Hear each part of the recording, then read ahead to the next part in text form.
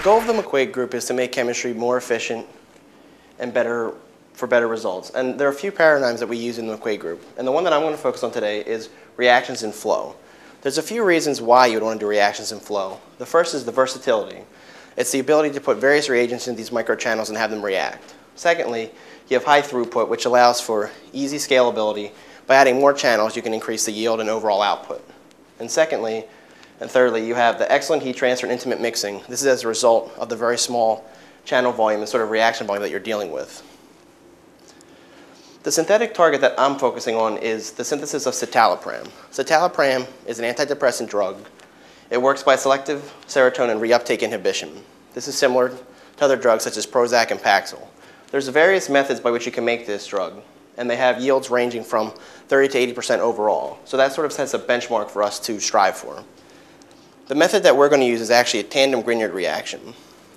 For the first step, you take 5-cyanophthalate and react 4-fluorophenylmagnesium bromide with dimethyl propyl magnesium chloride to form this intermediate species here, which is called the citalopram diol. And the reason we go through a sequential addition is for the following.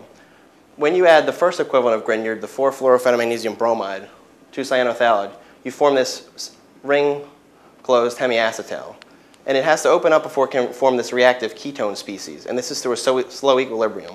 By adding a second equivalent of Grignard, we force this equilibrium to push toward, in this case, the protected dimagnesium halide diol. By removing this with the chlorogrignard, we're able to speed the reaction further onto the diol. From the diol, you can do any type of acid ring closure.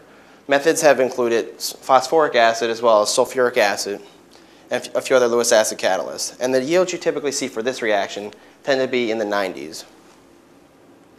So to talk about a little bit of the flow work that I've done, this is the system for the synthesis of the citalopram diol. You take your first Grignard reagent, as well as the cyanophthalate, and inject them in these two ports here, and they'll flow through a series of channels down to the sonicator, which helps increase mixing.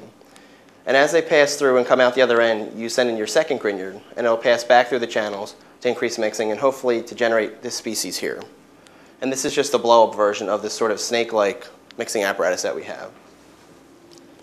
And some of the results you'll notice that as you increase residence time, you see the conversion start to increase and it starts to decrease. This shows that the formation of this diol is dependent on both the residence time in the channel as well as the mixing that is allowed by the snake-like apparatus that we have set up.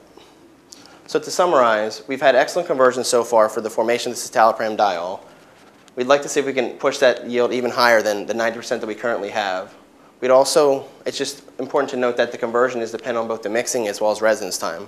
And eventually this will be extended into the ring closing reactions, hopefully with some type of acid catalyst. And eventually we would like to prepare the entire citalopram product in flow.